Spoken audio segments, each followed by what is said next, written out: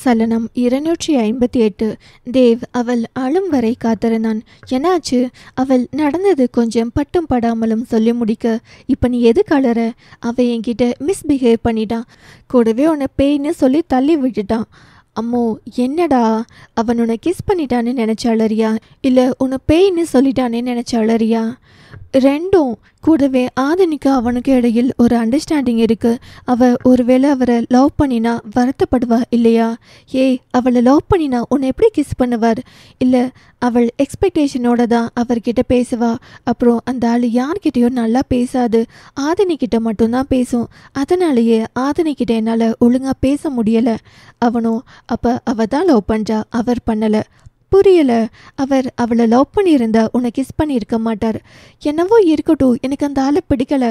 அவருக்கு என் அப்பாவை பிடிக்காது, எனக்கு அதனால் அவரை சுத்தமாக பிடிக்காது. அம்மோ, மேபி அவர் உன்னை லவ் பண்ணினா? அப்படி சொல்லாதடா. அவருக்கு மரியாதை தெரியாது, பெரியவங்க கிட்ட எப்படி பேசணும்னு தெரியாது, பொது இடத்தில் ஒரு பொண்ணுக்கிட்ட எப்படி நடந்துக்கணும்னு தெரியல, யார்கிட்டையும் ஒரு அட்டாச்மெண்ட்டாக நடந்துக்க தெரியல. இவர் நம்ம குடும்பத்துக்கு செட் ஆக மாட்டார். அப்போ அம்மனிக்கு எந்த மாதிரி வீட்டுக்காரர் வேண்டும்? நிறைய லவ்வோட என்னை புரிஞ்சுக்கிட்ட ஒருத்தர் வேணும். சொல்லப்போனால் என் அப்பா மாதிரியே வேணும். அப்படி ஒருத்தர் எங்கே போய் தேடுறது? அதெல்லாம் என் அப்பா பார்த்துப்பார். அப்போ மேடம்க்கு யாரையும் பிடிக்காதா? எனக்கு தெரிஞ்சு முகுந்தன் வந்தாருல்ல. யார் முகுந்தன்? நேற்று ஃபோனில் சொன்னேன்ல, க்யூட்டாக ஒருத்தர், பார்க்க விஜய் தேவர்கொண்டா மாதிரி. ஓ, அம்மனிக்கு விஜய் தேவர்கொண்டா வேணுமா? இல்லை, உனக்கு இன்னைக்கு பஸ்ஸில் ஒரு பொண்ணுக்கிட்ட ஏற்பட்ட ஃபீல் நேற்று அவர்கிட்ட எனக்கு இருந்துச்சு. அவங்க வீட்டில் அவருக்கு என்ன பெண் கேட்டு இருப்பாங்க போல். பெரிய தாத்தா இப்போ வேணாம் சொல்லிட்டாராம். கிச்சனில் அப்போ தான் நந்து அம்மா கிட்ட பேசிகிட்டு இருந்தாங்க. அப்போ தாத்தாக்கு பிடிக்காட்டி நமக்கு வேணான்னு நினச்சி நான் அதை மறந்துட்டேன். தாத்தா அப்பா குடும்பம்னு நினைத்து உனக்கு பிடிச்ச எல்லாம் விட்டு கொடுத்துட்ற. இப்போ ஒரு டீனேஜ் ஃபீலிங்கை மறந்துட்ட.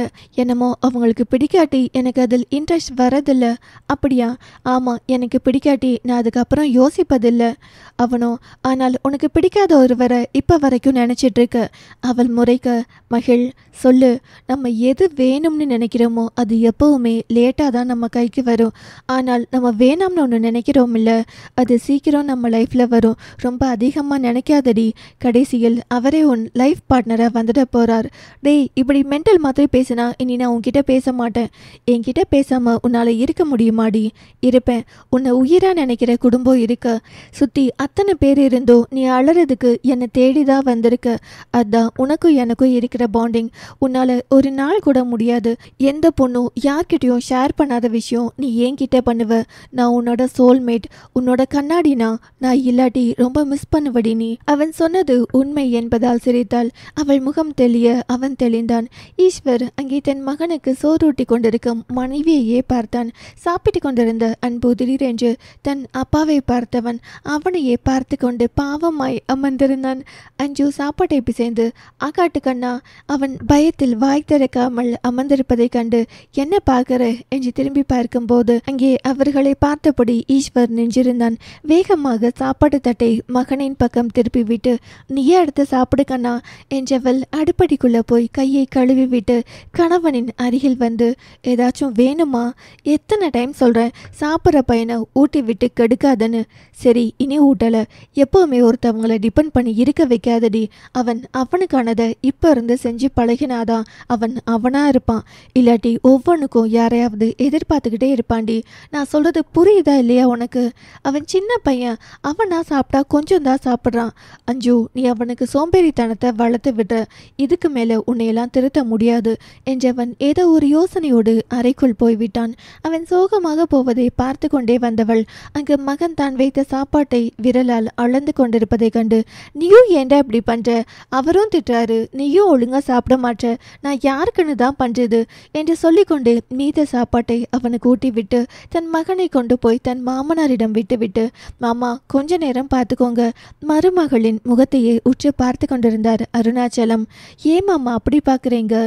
ஒன்றும் இல்லைம்மா, சரிங்க மாமா, பார்த்துக்கோங்க என்றவள் தனக்கு பிறகு தன் மகனை நம்பி ஒப்படைக்கும் ஒரே ஜீவன் தன் மாமனார் தான். ஏன்னா அவர் பொறுமையின் சிகரம். தன் மகனை கையாளும் விதத்தை கொஞ்ச நாட்களாய் அவர் அறிந்திருந்தார். அஞ்சு தன் கணவனின் முகத்தில் ஏதோ சரியில்லை என்பதால் அடுப்படிக்குள் நுழைந்து அவனுக்கென்று காப்பி போட்டுக்கொண்டு வேகமாய் மேலே அறைக்குள் வந்தாள். அவனின் முகத்தில் எதுவும் சரியில்லை என்பதை உணர்ந்தவள் அருகே வந்து காப்பி கோப்பையை நீட்ட அவன் வாங்கி கொண்டான். கண்ட நேரத்தில் எல்லாம் காப்பி குடிக்கும் பழக்கம் தன் கணவனுக்கு இல்லை என்பதால் அவனுக்கு தலை வலிக்கும் போல் என்பதை உணர்ந்து மெல்ல தலையில் கை வைத்து மெல்ல அமுக்கி விட்டாள். என்னாச்சு? உனக்கு என்ன பிடிக்குமா? அன்புவை பிடிக்குமா?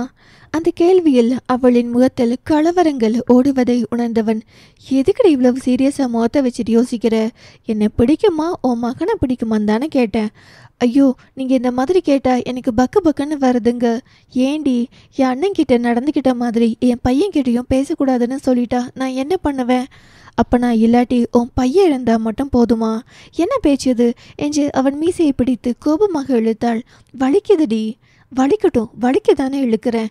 அம்மோ, இந்த மழுப்புற கதையெல்லாம் வேணாம். எங்கள் 2 பேரில் உனக்கு யார் முக்கியம் சொல்லு. உன் கண்ணு முன்னாடி நானும் அனுபவம் இருக்கும். எங்கள் 2 பேர்த்தில் ஒருத்தந்தா உனக்கு இம்பார்ட்டன்ஸ் அப்படிங்கிற நிலமை வந்தா நீ யாரை சூஸ் பண்ணுவ? ஏங்க இவ்வளோ பெரிய ஆளாக வளர்ந்தோம் போட்டி போட்டுட்ருக்கீங்க?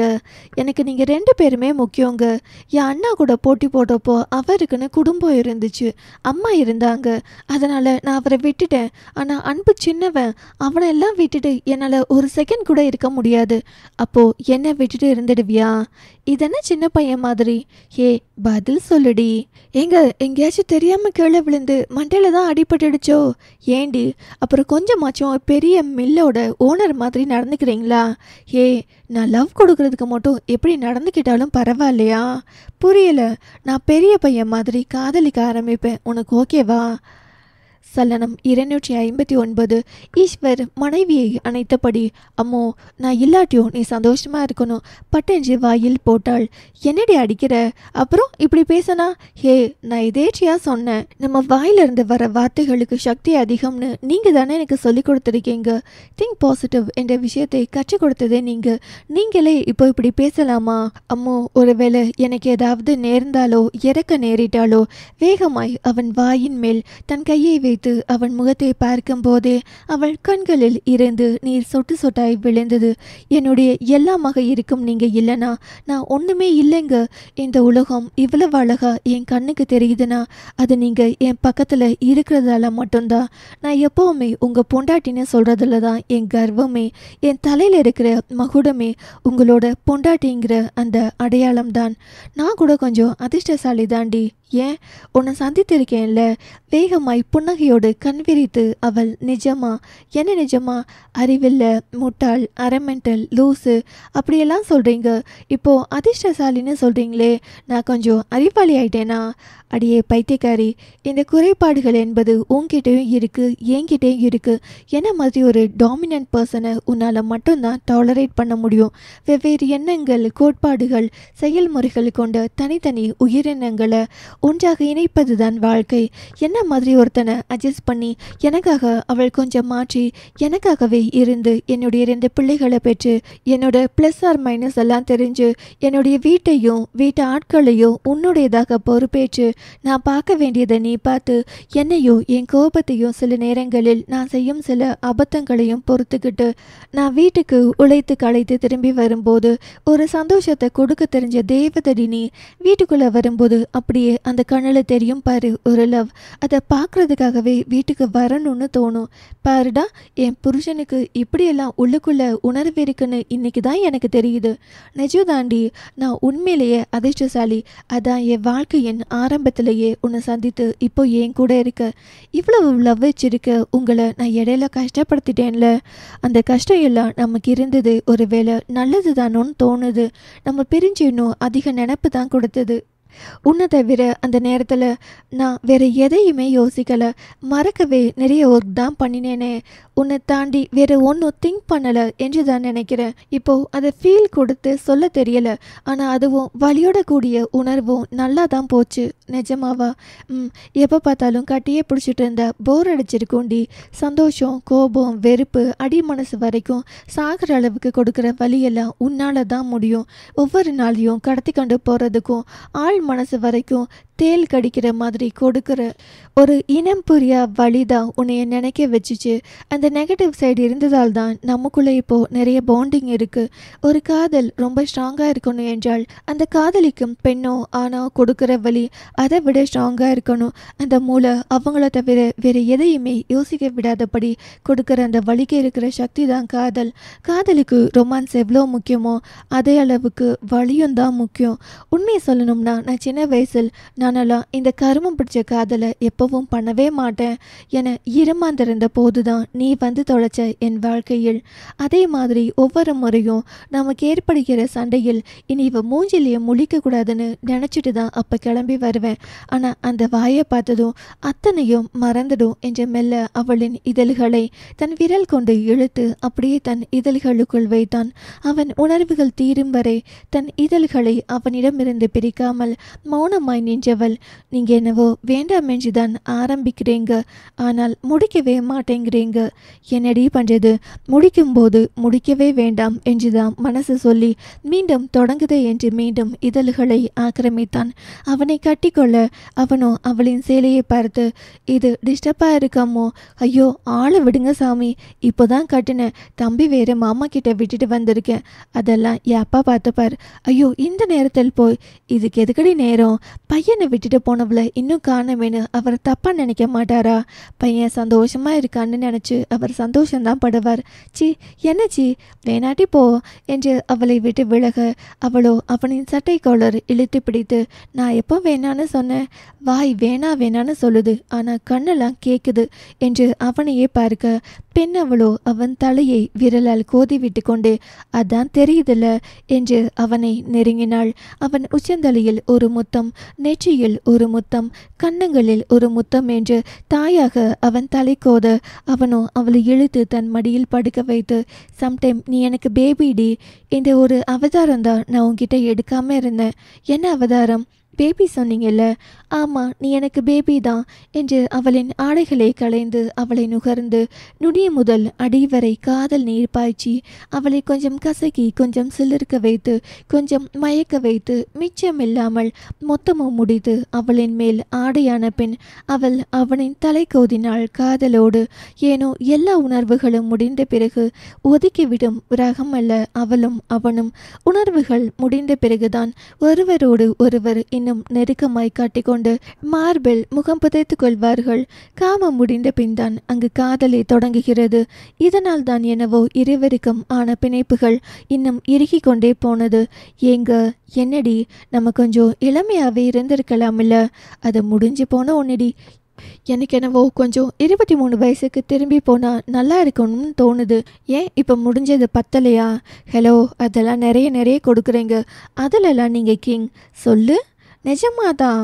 ஆனால் அப்போ நம்ம நிறைய சண்டை போட்டுட்டு நிறைய ரொமான்ஸ் பண்ணுவோம் இல்லை? இப்போ பாப்பா இருக்கு, தம்பி இருக்குன்னு யோசிச்சு பண்ணுறோம்ல. மனிதராய் பிறந்த ஒவ்வொருவரும் அடைந்த ஒன்று, எழுந்த ஒன்று, இழக்க போகும் ஒன்று, மீண்டும் கிடைக்கவே கிடைக்காத ஒன்று இளமைதான். எவ்வளவு காசு பணம் இருந்தால் கூட மனிதன் தான் இழக்கக்கூடாது என்று நினைக்கும் ஒரு விஷயமும் இளமைதான். ஒரு முறை இழந்தால் இழந்தது தான். இந்த காலத்துக்கு இரக்கமே இல்லைல்ல. என்ன பண்ணுறது? பிறந்தவங்க அத்தனை பேரும் பூமியில் தங்கிவிட்டாள். அப்புறம் எப்படி மனிதர்களுக்கு இடம் பற்றுண்டி? அது என்னவோ கஷ்டம்தானுங்க. நான் கூட என்னோட நரமுடி ஒன்று நேற்று கண்ணாடியில் பார்த்ததும் மனசு கஷ்டமாக இருந்துச்சு. சாப்பிட கூட தோணலை. ஐயோ வயசாயிடுச்சுன்னு நினச்சி ரொம்ப வருத்தப்பட்டேன். நமக்கும் வயசாகும். இப்போது என் தலை முழுக்க முடி இருக்குது. இன்னும் 10 வருஷம் கழித்து இந்த முடியெல்லாம் கொட்டி போகலாம், இல்லை நரைச்சு போகலாம். கொட்டினாலும் நரைச்சாலும் சிங்கம் தான் என்று அவன் மீசையை திருகினாள் அவள். சப்போஸ் உங்களுக்கு முடி நரைச்சிட்டா டை அடிச்சிடலாம் இல்லை? டை அடித்தா மட்டும் வயசாகாதா என்ன? அது எப்படிங்க? சினிமா நடிகைகள் மட்டும் எப்பவுமே இளமையாக இருக்காங்க, அதுவும் த்ரிஷா எல்லாம் எப்படி இப்போவும் அழகாக இருக்கா? அதை த்ரிஷா கிட்ட தான் கேட்கணும். நான் வேணும்னா கேட்டுட்டு சொல்லட்டுமா? அவள் முறைக்க. இங்கே பாரு, அவங்களுக்கெல்லாம் வயசாகி முகம் ஒரு மாதிரி மாறிடுச்சுன்னா அவங்களால தாங்கிக்கவே முடியாதுடி. நமக்கெல்லாம் அது ஒரு பெரிய விஷயமா தெரியாது. ஆனால் கண்ணாடி முன்னாடி நின்று தினமும் தன் அழகை மெருகேற்றும் அவங்க ஒரு கட்டத்தில் அழகு இல்லை என தெரிந்தால் பரிதவித்து போயிடுவாங்க. அந்த அழகுக்காக கைத்தட்டல் வாங்கி ரசிகர்கள் பலர் இருக்கும்போது ஒரு நாள் அது இல்லைன்னா அவங்க மொத்தமாக உடைஞ்சு போயிடுவாங்க. ஆனால் என் உயரத்தை விடவே குறைவான உயரம் தாண்டி நான் குட்டையா? உனக்கு அழகே இந்த உயர குறைவு தாண்டி. உன் அழகிய வட்ட முகத்தில் ஏராளமான முகப்பாவங்கள். அதை படைத்த கடவுளை ரசித்து தான் பண்ணியிருப்பார் போல். ஏனோ அவர்களுக்கு காலம் கடக்க கடக்க பேச நிறைய விஷயங்கள் இருந்தது. அப்புறம் நரை முடியும் உயர குறைவும் கூட ஒரு பேச்சாய் தங்களுக்குள் மாறும் என்று அவர்கள் நினைத்து பார்த்தது கூட இல்லை. ஏனோ அவனுக்கு தன் அப்பா அம்மாவின் முகம் சரியில்லை, கூடவே அதே முகம் சோர்ந்திருப்பதால் வீட்டில் பிரச்சனை ஏதோ ஒன்று இருக்கு என்று புரிந்து கொண்டான். அதை தீர்க்க என்ன செய்யலாம் என்று யோசித்துக் கொண்டிருந்தான். குளித்து முடித்து ஆடையை மாற்றிவிட்டு வெளியே வந்த மருமகளின் முகத்தை பார்த்தான். நான் வேலையை பார்த்துக்கிறேன், நீ கொஞ்ச நேரம் ரெஸ்ட் எடு என்றவர் முந்திரி பாதாம் போட்டு காய்ச்சிய பால் கொடுத்து நீயும் குடி, ஈஸ்வருக்கும் கொடு என்று சொல்லிவிட்டு தன் கணவருக்கு காப்பியும் பேரனுக்கு பால் எடுத்து கொண்டு போய் கொடுக்க அவர்களின் அறைக்கு போக வேண்டி திரும்பிய வேளையில் அஞ்சு, அத்தை என்னம்மா? அன்பு, அவனை அவங்க தாத்தா பார்த்துப்பார், நீ குடி என்று சொல்லிவிட்டு போய்விட்டார். அவளுக்கு கொஞ்சம் சங்கடமாக இருந்தாலும் மாமியார் அந்த மாதிரியெல்லாம் யோசிக்க மாட்டார் என்பதால் புன்னகையுடன் அறைக்கு போலாம் என்று வர அங்கே ஈஸ்வரன் வந்து சேர்ந்தான். இருவரும் அமர்ந்து பால் குடிக்கும் வேளையில் அண்ணாமலை வீட்டுக்கு வந்தார். பேரன் மனைவியுடன் அமர்ந்திருப்பதைக் கண்டு சொல்ல முடிய பேரானந்தம். அஞ்சு, வாங்க தாத்தா, பால் கொண்டு வரவா? அவரோ, அம்மாடி, அன்புவின் ஜாதகத்தை கொண்டு வா. ஈஸ்வர், ஏனுங்க தாத்தா, இப்போ அன்புக்கு ஜாதகம் பார்க்குற அளவுக்கு என்ன வந்துச்சு? வீட்டில் பொம்பளை பிள்ளைங்களுக்கெல்லாம் பார்த்தாச்சுப்பா, அப்படியே பையனுக்கும் பார்த்துட்டா நல்லது இல்லையா? அதுக்காக தான் கேட்குறேன் என்றவரின் குரலில் ஒரு தெளிவும் சந்தோஷமும் இல்லை என்பதால் அவரையே பார்த்து, ஏதும் பிரச்சனைங்களா தாத்தா? அதெல்லாம் ஒன்றும் இல்லைப்பா. அப்புறம் ஏன் ஒரு மாதிரி இருக்கீங்க? ஏதோ டயர்டாக இருக்கு, அதான். அவள் ஜாதகம் எடுக்க தங்களின் அறைக்குள் போனாள். ஈஸ்வர், ஏன் தாத்தா, எனக்கு ஏதோ கண்டம்னு சொல்லிட்டாங்களா? உங்கள் முகத்தில் தெளிவும் இல்லை, சந்தோஷமும் இல்லை. அப்பா அம்மா அது எல்லாரோட முகத்திலும் ஒரு பயம் பதற்றம் இருக்கு. அப்படி என்றால் பிரச்சனை எனக்குன்னு ஏதாவது சொல்லியிருக்காங்களோ? அதுக்கு ஏதாவது பரிகாரம் பண்ணணும்னு நினைச்சுதான் அன்புவின் ஜாதகத்தையும் கேட்குறீங்களோ? சில நேரங்களில் தன் பேரன் இவ்வளவு நுணுக்கமாய் கேள்வி கேட்கும் போதுதான் பல நேரங்களில் அந்த அறிவை நினைத்து பயம் அவருக்கு. கண்ணா, வீட்டில் எல்லாரும் ஜாதகம் பார்க்கும்போது நிலவன் முகிலன் அன்புக்கும் பார்க்குறோம், அவ்வளோதான். தாத்தா, தப்பா நினச்சிக்காதீங்க. கண்டிப்பா எல்லா பிரச்சனைக்கும் ஒரு தீர்வு இருக்கும். பிறக்கணும்னு இருந்தா இறக்கணும்னு என்பது விதி. மனசை ரிலாக்ஸாக வச்சுட்டு போய் நிம்மதியாக தூங்குங்க. யாரோட பிறப்பையும் இறப்பையும் தடுக்கும் சக்தி நம்மிடம் இல்லை. ஏன் தான் இப்படி பேசுறியோப்பா? பிரச்சனையே இல்லைன்னு சொல்கிறேனா? நீ பிரச்சனை இருக்குமோன்று யோசித்து பேசுகிற. இந்த மாதிரி வார்த்தைகளெல்லாம் வாயிலிருந்து விடாதப்பா என்று சொல்லிவிட்டு அஞ்சு வரவும் ஜாதகத்தை வாங்கி கொண்டு கிளம்பி விட்டார் அவர். அன்பின் ஜாதகத்தை வெளியே வந்து தனது வாட்ஸ்அப்பில் ஃபோட்டோ எடுத்து அங்கே இருப்பவருக்கு அனுப்பிவிட்டு, எப்போ இதை பார்த்து சொல்லுவீங்க? அண்ணாமலை சார், தப்பாக நினச்சிக்காதீங்க, எனக்கு இங்கே இருட்டு, நான் தூங்க போகிறேன். காலையில் விடிஞ்சதும் பார்த்துட்டு உங்களுக்கு சொல்கிறேன். ஏனோ அவரையும் அதற்கு மேல் தொந்தரவு பண்ண முடியாத சூழ்நிலை என்பதால் விடியலுக்காய் காத்திருந்தார் அவர். இன்னும் எப்பொழுது ஆதினி பாரதியிடம் என் அம்மாவிடம் என்னை சேர்த்து வைங்க என்று சொன்னாலோ அன்றைய நொடியிலிருந்து பாரதியால் நிம்மதியாக தூங்க முடியவில்லை. நந்தினியிடம் எப்படி பேசுவது என்று யோசித்து வீட்டில் யார் நம்பருக்கு அழைப்பது என்று தெரியாமல் முளைத்து கொண்டிருந்தவள் ஆதினியின் செல்போனை வாங்கி அதிலிருந்து நிலவனின் செல்போன் எண்களை எடுத்து வாட்ஸ்அப் மூலம் நிலவனுக்கு அழைத்தாள். நிலவா, ஹலோ. பாரதி, ஹாய் நிலவா, நலமா? நான் நலம், நீங்க யாரு? நான் உங்க அம்மா நந்தினியோட ஃப்ரெண்ட், அவங்க கிட்ட பேசணும். கொஞ்சம் செல்ஃபோன் கொடுக்குறீங்களா? தப்பாக நினச்சிக்காதீங்க, நீங்கள் அம்மா கூட ஃப்ரெண்ட் தானே. அம்மாவோட செல்லுக்கு கூப்பிடாம நீங்கள் ஏன் எனக்கு கூப்பிட்டுருக்கீங்க?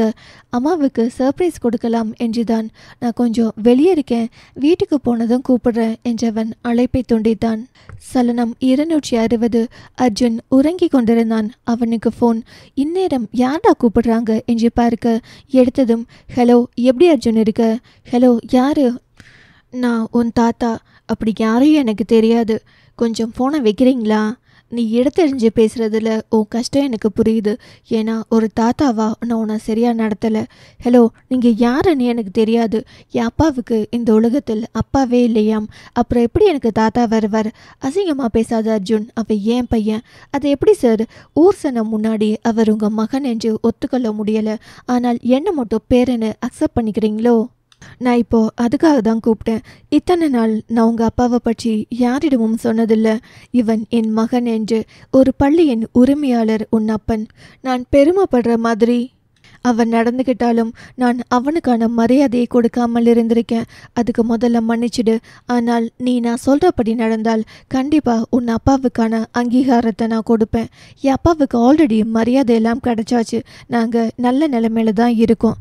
என்னதான் உன் அப்பன் காசு பணம் சம்பாதிச்சு பெருமை வாங்கினாலும் அவங்க அப்பா யார் என்ற கிண்டல் கேள்வியெல்லாம் நிறைய இடங்களில் அவன் இன்னும் அசிங்கப்பட்டுட்டு தான் இருக்கான். தன் சொந்த மகன் மற்றவங்க முன்னாடி அசிங்கப்படுவதை கூட தெரிஞ்சு கண்டுக்காம இருக்கிற ஒரு அப்பாவை நான் கண்டதே கிடையாது. எங்கள் அப்பா அந்த அசிங்கத்தை எல்லாம் கடந்து வர பழகிவிட்டார். நாங்களும் பழகிக்கிட்டோம். எங்களுக்கு தாத்தா என்று யாருமே கிடையாது. தம்பி அர்ஜுன், உங்கள் அப்பா பழகிட்டான். ஆனால் உனக்கு ஒரு தங்கச்சி இருக்குல்ல. ஹலோ, என்ன பேசுகிறீங்க? பொறுப்பா? என்ன அவசரம்? அவளுக்கு கல்யாணம் என்ற ஒன்று பண்ணி வைக்கும் போது பூர்வீகம்னு ஒன்று கேட்பாங்க இல்லையா? அதுக்கு நான் சபையில் வந்து இவன் என் மகன் என்று பதில் சொல்லாட்டி அவளுக்கு ஜென்மத்துக்கும் கல்யாணம் நடக்காது. நீங்கள் எந்த காலத்தில் இருக்கீங்கன்னு தெரியல. என் தங்கச்சிக்கு நல்ல முறையில் கல்யாணம் நடக்கும். நான் நடக்க விட மாட்டேன் அர்ஜுன். என்ன பிளாக்மெயில் பண்ணுறீங்களா? ஆமாம், உன் அப்பாவுக்கான மரியாதையும் உன் தங்கச்சிக்கான கல்யாணமும் நடக்கணும் என்றால் நான் சொல்வதை நீ கேட்டு தான் ஆகணும். கேட்க முடியாது என்று அவன் அழைப்பை துண்டிக்க போக, நீயே என்கிட்ட வருவ அர்ஜுன். உன் தங்கச்சி சாகர நிலைமைக்கு போவா. அன்னைக்கு நீயே வருவ. ஏனோ அந்த வார்த்தையை கேட்டதும் அவன் கைகள் கோபத்தில் எதிரே இருக்கும் கண்ணாடியை குத்தியது. அது உடைந்து செல்லு செல்லாகும் போது அந்த பக்கம், என்ன அர்ஜுனுக்கு கோபம் வருதா? வரணும்ல. என் ரத்தம் என்றால் கோபம் வரணும். என் தங்கச்சி கொண்டுனா உங்களை நான் சும்மாவே விட மாட்டேன். நான் வாயில் சொல்றதுக்கே உனக்கு இவ்வளோ கோபம் வருதுன்னா என் மகனை இழந்துட்டு தவிக்கிறேன். எனக்கு எவ்வளவு கவலையாக இருக்கும். தப்பு பண்ணினா தண்டனை கிடைக்கும். ஹோ, அப்படியா? என் பையன் செத்தது கூட உன் அப்பன் கண்டுக்காம உங்களை வளர்க்குறதுல குறியா இருந்தா அப்போ துடிப்பான் இல்லையா? ஒழுங்கா நீ அந்த ஈஸ்வர் பொண்ணை ஏதாச்சும் பண்ணி அந்த பொண்ணு நரகத்தை அனுபவிக்கணும், இல்லை துடியா துடிச்சு சாகணும். இந்த இரண்டில் ஏதாவது நீ பண்ணுனா உன் அப்பனுக்குமான மரியாதையும் உன் தங்கச்சிக்கான வாழ்க்கை நல்லபடியாக அமையும். இந்த இரண்டில் நீ ஒன்று பண்ணாட்டியோ உன் வீட்டில் இழவு விழும். இது நான் கும்பிடுற சாமி மேலே சத்தியம் என்று சொல்லி அழைப்பை துண்டித்தார் அந்த பெரிய மனிதர். ஒரு சாவுக்கு இன்னொரு சாவுதான் பதில் என்று அந்த ஆள் நினைத்து கொண்டிருக்கும் வேளையில் அந்த ஆளிடமிருந்து தன் தங்கையை காப்பாற்றுவது எப்படி என்று அர்ஜுன் திட்டம் வகுத்து கொண்டிருந்தான். ஈஸ்வர் தங்கள் வீட்டின் பெரியவர்கள் முகத்தை எல்லாம் ஆராய்ந்தான். வீட்டில் யாரின் முகமும் சரியில்லை என்பதை உணர்ந்து தங்கள் குடும்ப ஜோசியரின் வீட்டிற்கு வந்தான். அங்கே அவர் இல்லை என்றதும் அவரின் எண்களை வாங்கி நேரடியாகவே அழைத்தான் தனது பர்சனல் எண்களில் இருந்து. இந்த என் முக்கிய குடும்ப உறுப்பினர்களுக்கும் சில முக்கிய நண்பர்களுக்கு மட்டுமே தெரிந்த எண். அவர் ஃபோன் எடுத்ததும், ஹலோ, நான் ஈஸ்வர் பேசுகிறேன். நான் கொஞ்சம் பர்சனலாக உங்ககிட்ட பேசணும். எதிர்முனையில் ஒரு நிமிடம் மௌனம். அவரின் மௌனத்தை உணர்ந்த ஈஸ்வர், நான் உங்களிடம் என் ஜாதக கணிப்பு பற்றி நான் கேட்க போகிறதே இல்லை. பிறந்தவர்கள் எல்லாம் இறப்பார்கள் என்பது எனக்கு நன்றாக தெரியும். ஒருவரின் பிறப்பையும் இறப்பையும் இறைவன் தான் தீர்மானிக்கிறான். சாகிற நாள் தெரிந்தால் வாழ்கிற நாள் நரகம். நான் எத்தனை நாள் இந்த பூமியில் வாழணும் என்று எழுதியிருக்கிறதோ அத்தனை நாள் வாழ்ந்துவிட்டு போகிறேன். அங்கே என் வீட்டில் எல்லாம் வயதானவர்கள். என் வீட்டில் அப்பா, அம்மா, தாத்தா, அண்ணா எல்லோருக்கும் உயிர் நான். எதையும் சொல்லி அவர்களை பயமுறுத்தாதீர்கள். அதை சொல்லத்தான் கூப்பிட்டேன். ஈஸ்வர், இவ்வளவு திடகாத்திரமான உங்கள் பதிலுக்கு ஒரு சல்யூட் வைக்கலாம். இங்கு நான் சொல்ல போறது வாழ்வா சாவா இல்லை, ஒரு ஜோதிட எச்சரிக்கை. இப்படி நடக்க போகும் என்று சொன்னால் அதற்கேற்றபடி வாழ்க்கை அமைத்து கொள்ளலாம் இல்லையா? மாற்றி அமைத்தால் உலகத்தில் பாதி பேர் மாற்றி அமைத்து வாழ்ந்து கொண்டேதான் இருப்பார்கள். எனக்கு ஜாதகத்தில் 50% நம்பிக்கை இருக்கு. 50% இல்லை. விடிந்தால் தான் வாழ்க்கை நிச்சயம். எனக்கு இன்னைக்கு வாழ்கிற நாள் கடவுள் கொடுத்த கிஃப்ட் என்று நினைத்து நான் சந்தோஷமாக வாழ்ந்துவிட்டு போயிட்டு இருக்கேன். நீங்க எதையும் சொல்லி பயம் முறுத்தாதீங்க. இதையெல்லாம் என் பொண்டாட்டி கேட்டா ரொம்ப பாவம். ஒரு சின்ன விஷயம் அவளுக்கு தெரிஞ்சாலே போதும். அதையே யோசிச்சு எனக்கு முன்னாடி அவள் செத்து போயிடுவா. நீங்க என்ன சொன்னீங்கன்னு எனக்கு தெரியல. கம்பீரமான என் தாத்தாவின் முகத்தில் ஒரு தெளிவும் இல்லை. இல்லை, ஒரு சந்தோஷம் இல்லை. என் தாத்தா என் மகனின் ஜாதகத்தை வாங்கிட்டு வந்திருக்கார். ஒருவேளை அதில் எதுவும் எனக்கு எதிராக இருந்தால் அதை நல்லபடியாக மாற்றி சொல்லி அவருடைய ஆயுள் காலத்தை நீட்டியுங்க, இல்லைனா அவர் என்னை பற்றி யோசித்து நோயில் விழுந்து விடுவார். ஏதாவது ஒரு பரிகாரம் நீங்க சொன்னால் அவர் மனதில் பரிகாரம் செய்தால் தன் பேரன் நல்லா இருப்பான் என்ற நம்பிக்கையிலேயே சந்தோஷமாக அதை செய்வார். அவர் தெளிவாக இருந்தாலே எங்கள் வீட்டில் எல்லாரும் சந்தோஷப்படுவாங்க. ஆனால் பரிகாரம் செய்ய சொல்லி அவரிடம் சொல்லுங்க, அப்படியாவது அவர் குடும்பத்தோடு நேரம் செலவழிப்பார். அவ்வளவுதான் நான் உங்ககிட்ட கேட்க வந்தேன். இதற்கான ஃபீஸ் நான் உங்கள் அக்கௌண்ட்டில் போட்டுடுவேன். தயவு செய்து கொஞ்சம் நல்ல விதமாகவே சொல்லி வையுங்க என்று சொல்லிவிட்டு அழைப்பை துண்டித்து விட்டு கிளம்பி விட்டான் அவன். ஏனோ ஈஸ்வர் தன்னை பற்றியும் தன் ஜாதகத்தை பற்றியும் அறிந்து கொள்ளாமல் தன் குடும்பத்தாரின் நிலை பற்றி பேசிவிட்டு செல்லும் நிலை கண்ட ஜோசியர் மனமோ ஈஸ்வரின் உயிர் கண்டிப்பாக நிலைத்திருக்கணும் என்று வேண்டிக் கொண்டே அன்புவின் ஜாதகத்தை ஆராய்ந்தார். அவர் முழுதும் ஆராய்ந்து விட்ட அவர் மனமோ ஈஸ்வர் சொல்படி எது நடக்குதோ அது கடவுளின் விதிப்படி நடக்கட்டும், பரிகாரங்கள் சொல்வோம். ஒருவேளை ஈஸ்வர் அந்த குடும்பத்திற்கு தேவை என்றால் கடவுளை காப்பாற்றிக் கொள்ளட்டும் என்ற பரிகாரங்களின் பட்டியலை நீளப்படுத்தினார் அவர்.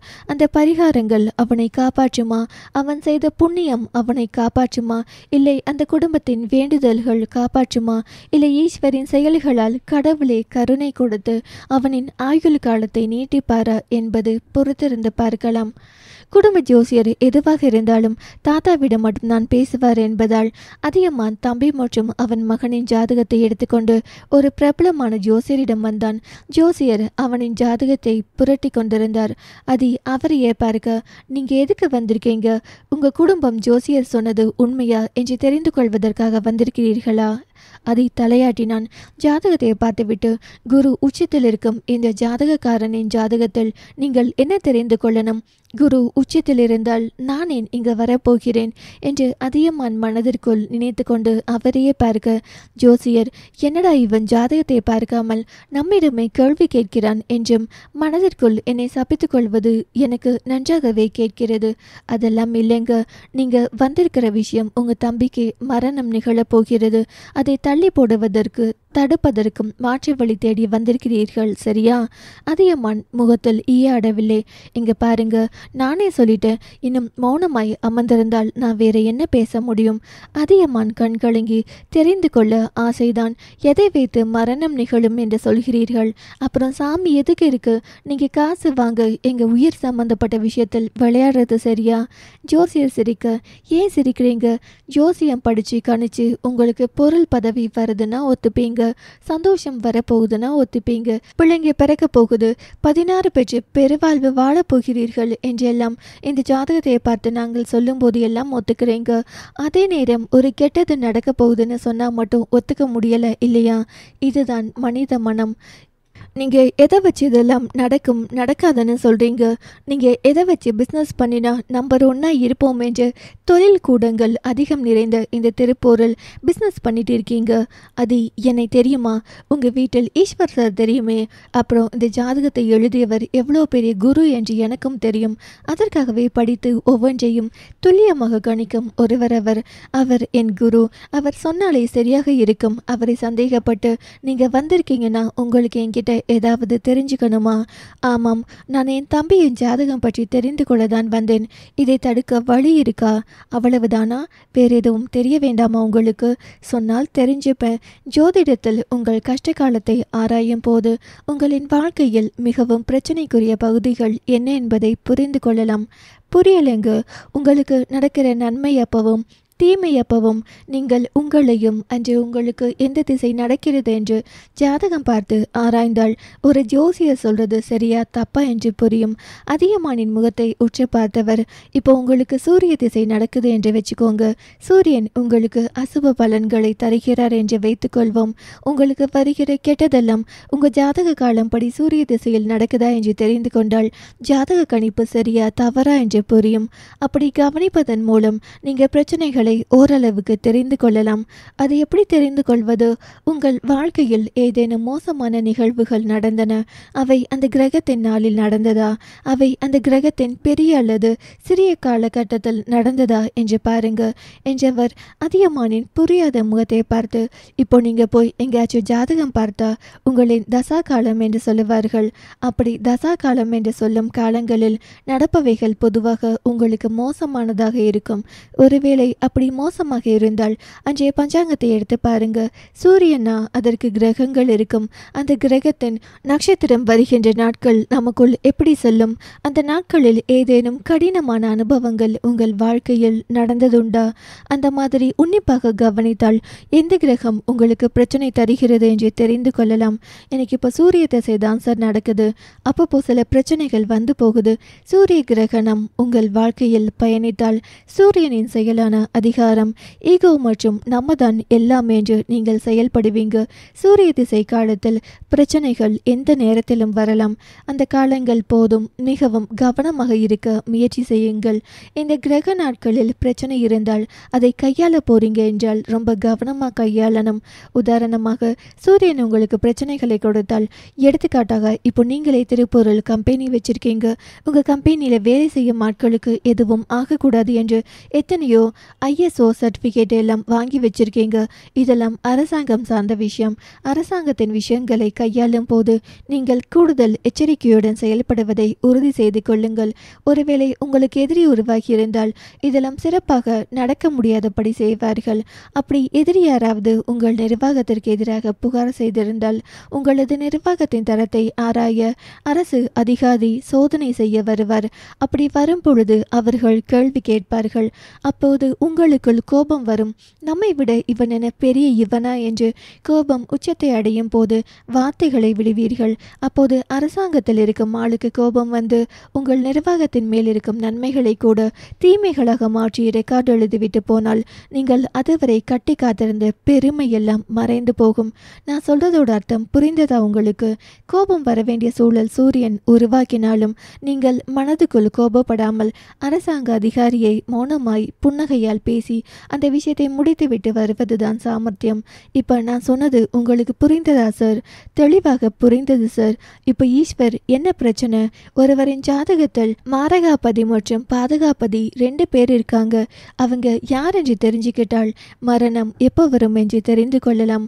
அது அவரையே பார்க்க சிலரின் ஜாதகத்தில் மாரகாதிபதி இருவராகவும், அதாவது 2 கிரகங்களாகவும், அதுவே ஒரு சிலரின் ஜாதகத்தில் ஒரே ஒரு கிரகம் மட்டுமே மாரகாராக இருப்பர். இப்படி ஒருவரின் ஜனனகால ஜாதகத்தில் உள்ள மாரகரும் பாதகாதிபதியும் சேரும் காலத்தில் அந்த ஜாதகருக்கு மாரகம் என்னும் மரணம் சம்பவிக்க நேரும். இதனுடன் பொதுவாக மாரகத்துக்கான காரக கிரகம் ஆன சனியின் இணைவும் இருக்கவே செய்யும். இதெல்லாம் கணிச்சுதான் சொல்றோம். அந்த நேரத்தில் கேர்ஃபுல்லா இருந்தா நம்ம மரணத்தை தடுக்க வாய்ப்பு இருக்கு. சலனம் 261. அன்னம் பரபரப்பாக இருந்தார்.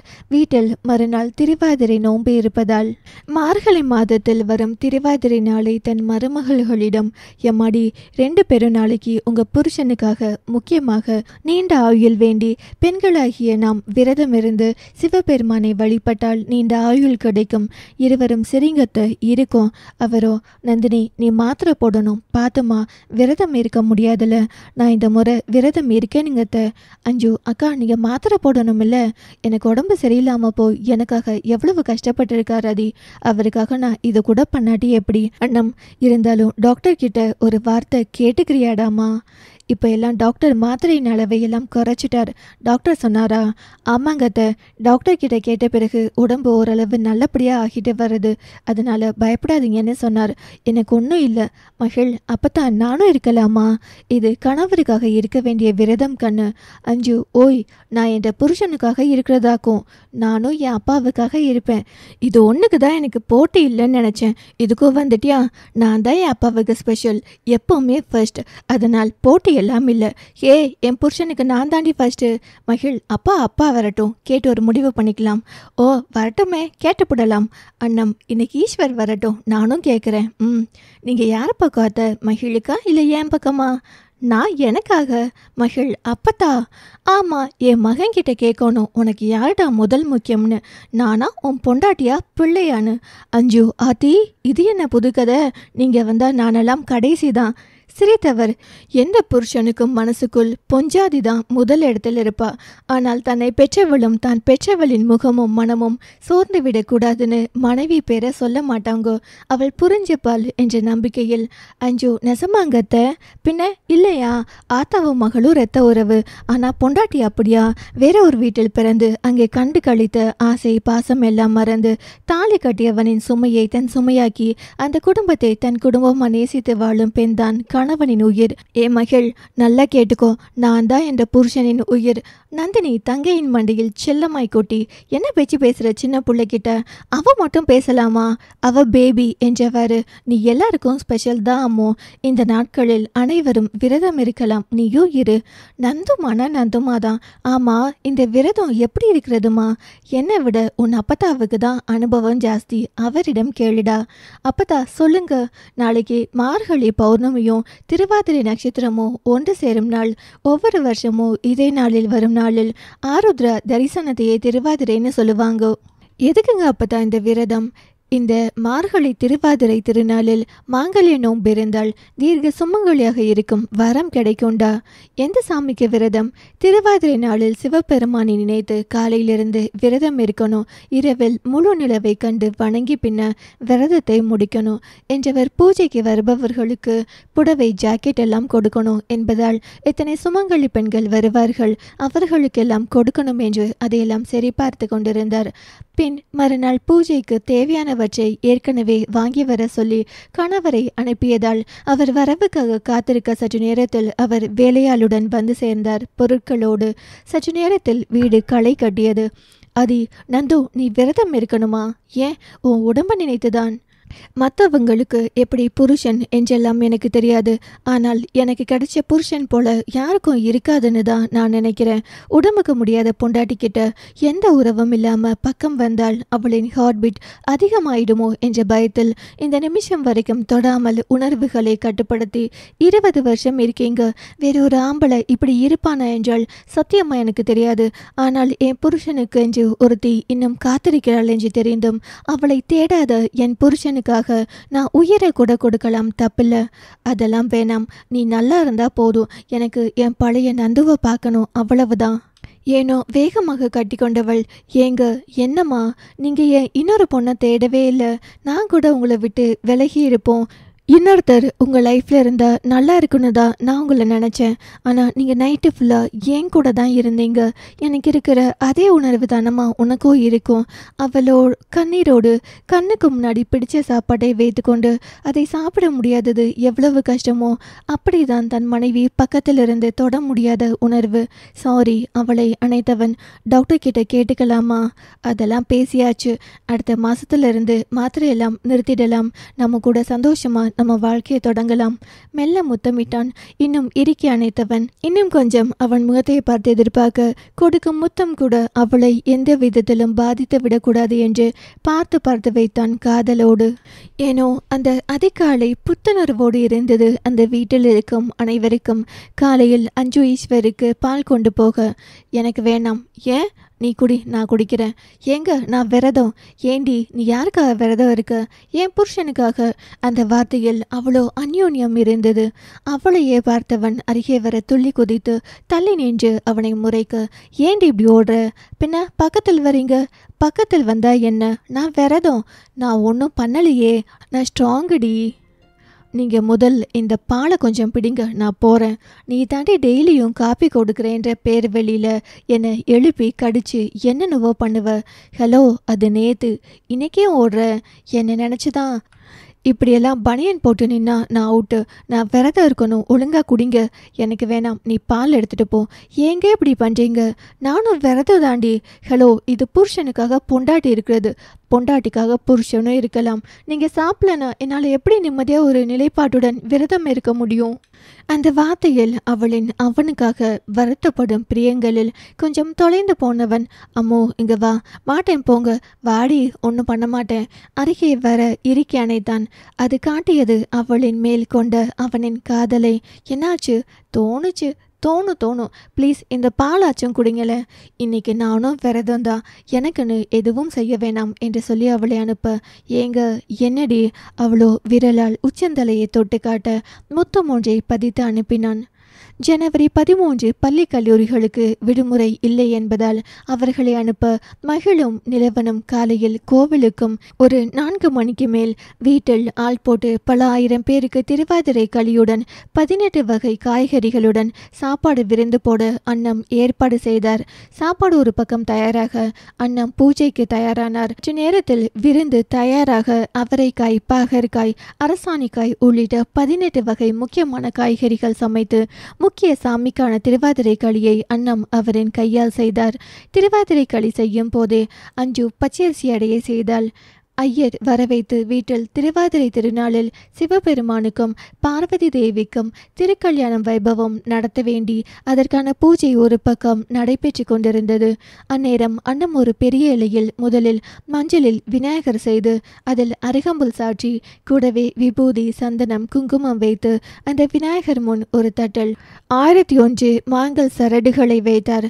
5 பின் மஞ்சளாலான விநாயகருக்கு இலை போட்டு சமைத்த அனைத்தையும் படைத்து வழிபாட்டுக்கு தயார் செய்து கொண்டிருந்தாள். இந்த திருநாளில் வீட்டுக்கு வரும் சுமங்கலி பெண்களுக்கு மஞ்சள் கயிறு, மஞ்சள், பூ, குங்குமம், வளையல் உள்ளிட்டவற்றை கொடுப்பது முறை. கூடவே புடவையும் கொடுக்க அன்னம் நினைத்து அதை வாங்கியும் வைக்க ஒரு தட்டில் அனைத்தையும் வைத்து கொடுக்கும் நிலைக்கு நந்தினி, மகள், நிலவன் மூவரும் அனைத்தையும் தயார் செய்தார்கள். எல்லாம் தயாராகும் போதே அண்ணாமலை, அருணாச்சலம், அதி, ஈஸ்வர் வர அந்த பக்கம் வர, மகள், அப்பதான் என்னம்மா ஆதிரை அத்தை மிருதுளம் வரலையா? அத்தை அவங்க வீட்டில் விரதம் இருந்து கொடுப்பவள்டா. நிலவன் ஏமாற்றமாய் பார்க்க அந்த நொடி அவளிடம் இருந்து அழைப்பு, 8 மணிக்கு வீட்டுக்கு வாங்க, எனக்கு உங்களை பார்த்த பின்னாடி தான் விரதம் விடணும் என்று. ஏனோ அவள் விரதம் இருப்பதே மனைவியாய் அவள் மாறிவிடாள் என்று புரிந்தது அவனுக்கு. சற்று நேரத்தில் தங்களின் வீட்டுக்கு பின்னாடி அழைத்த உறவினர்கள் வந்து அமர்ந்த பின் ஐயர் பூஜையை தொடங்கினார். அந்த நேரத்தில் பார்வதி தேவிக்கு சிவபெருமான் தாலியை கட்டும் நிகழ்வு நடத்திய பின் பூஜை முடிக்கும் போது சரியாக மாலை 6 மணிக்கு மேல் தீபம் ஏற்றி சிவனை வழிபட சொல்ல மொத்த பேரும் வழிபட்டனர். பின் பூஜையில் வைத்து அந்த மஞ்சள் கயிற்றை எல்லோருக்கும் கொடுக்க சொல்ல அஞ்சுவும் நந்தினியும் வீட்டில் இருக்கும் அனைவரும் வந்திருப்பவர்களுக்கு கையால் கொண்டு போய் கொடுக்க ஆண்கள் அனைவரும் பெண்களின் கழுத்தில் கட்டினார்கள். ஐயர் வந்திருக்கும் எல்லோருக்கும் அவங்கவங்க கணவனிடம் பெண்கள் ஆசி பெற்று மஞ்சள் குங்குமம் வைத்து கொள்ளுங்க, இந்த நோன்பு யாரெல்லாம் இருக்கிறீர்களோ உங்களுக்கு சாட்சாத் சிவபெருமான் மற்றும் பார்வதி அம்மையாரின் அருள் கிடைக்கும், இதனால் தீர்க்க சுமங்கலியாக வாழும் பாக்கியமும் கிடைக்கும் என்பது ஐதீகம். மனசார வேண்டிக்கோங்க. ஈஸ்வர் அஞ்சுவை பார்க்க அவ்வளோ ஆழமாக கணவனுக்காக வேண்டிக் கொண்டிருந்தாள். அவர்களையே பார்த்து கொண்டிருந்த அன்பு ஐயரிடம் போய், எனக்கு 2 கயிறு வேணும். அவரோ அதிர்ச்சியாகி, 2ஆ? உனக்கு எதுக்குப்பா? நானும் கட்ட போறேன். யாருக்கு? அவனோ விரல் நீட்டி அவளுக்கு. அவன் விரல் போன திசையில் அங்கே குட்டியாய் கண்களை மூடி சாமி கும்பிட்டு கொண்டிருக்கும் பெண்ணை பார்த்து, இப்ப எல்லாம் கட்டக்கூடாது, அதுக்கு வளரணும். ஓ, அப்ப இன்னொன்னு கொடுங்க. எதுக்கு? என் அண்ணா கட்டுவான். யாரு உன் அண்ணா? அவன் ஓடி போய் நிலவனை அழைக்க, என்னடா உன்னை கூப்பிடுறாங்க, என்னையா என்று வந்தான். வந்தவன் அவரை பார்க்க அவரோ, தம்பி அவன் தான் சின்ன புள்ள, நீங்க பெரியவர் தானே, நீங்களும் கயிறு கேட்டா எப்படி? கல்யாணம் பண்றதுக்கெல்லாம் வயசு இருக்குப்பா. அவன், சாரிங்க நான் கேட்கல என்றவன், டே குட்டிச்சாத்தான், என்னடா பண்ற? இந்த வயசில் உனக்கு கல்யாணம் வேணுமா என்று அவனை அப்படியே தூக்கி பிடித்து, யாருக்கடா கட்ட போற? அவளுக்கு. திரும்பியவன் ஒரு 3 வயசு பாப்பாவை பார்த்து, நீ ஏன் இன்னும் பால் டப்பா மறக்கல? அதுக்குள்ளேயே கல்யாணம் கேட்குதா கல்யாணம் என்று அவன் தூக்கி சுற்றினான். எல்லோரும் கட்டி முடித்த பின் அருணாச்சலம் மனைவிக்கு தாலியை கட்ட அன்னம் தன் கணவரின் காலில் விழ அவர் குங்குமம் வைத்து தீர்க்க சுமங்கலி பவ என்று சொல்லி நெற்றியில் குங்குமம் வைத்தார். ஈஸ்வர் மனைவியை காதலோடு பார்த்து 3 முடிச்சு போட அவள் அவனின் காலில் விழுந்த நொடி ஏய் என்று வேகமாக தூக்கி அவளின் நெற்றியில் குங்குமமிட்டான். அதை தன் அவளின் கழுத்தில் முடிச்சு போட்டபடியே 2ஆம் கல்யாணமா நமக்கு என்றான் சிறு புன்னகையோடு. நம்ம வாழ்க்கையில் 2வது இன்னிங்ஸ் இனி தொடங்க போகுது என்றால் ஒரு நிறைவோடு. எல்லோரும் நிலாவை பார்த்து வந்த பின் அனைவருக்கும் இலை போட வந்திருந்த பெண்கள் அனைவரும் முதலில் கணவனை சாப்பிட சொல்லி பின் அந்த இலையில் மனைவி சாப்பிட்டனர். அன்னம் அருணாச்சலம் சாப்பிட்ட இலையிலும் அஞ்சு கணவனின் இலையிலும் நந்தினி அதியின் இலையிலும் சாப்பிட்டு முடித்து விரதம் முடிக்க அன்னம் அஞ்சுவை அழைத்து வந்திருந்த வயது முதிர்ந்த எல்லா பெண்களின் காலில் விழுந்து ஆசி வாங்க சொன்னார். நந்தினி உடல்நிலை காரணமாக சில பேரோடு நிறுத்திக்க சொல்லிவிட்டார். மகள் எல்லோரையும் பார்க்க பேத்தியை அருகே அழைத்து வயதானவர்களின் காலில் எல்லாம் விழுந்து வணங்க சொல்ல விழுந்தாள். வந்தவர்கள் எல்லோரும் மனமாற வாழ்த்துவிட்டே போனார்கள். அதுவே நிறைவாக இருந்தது அன்னத்திற்கு.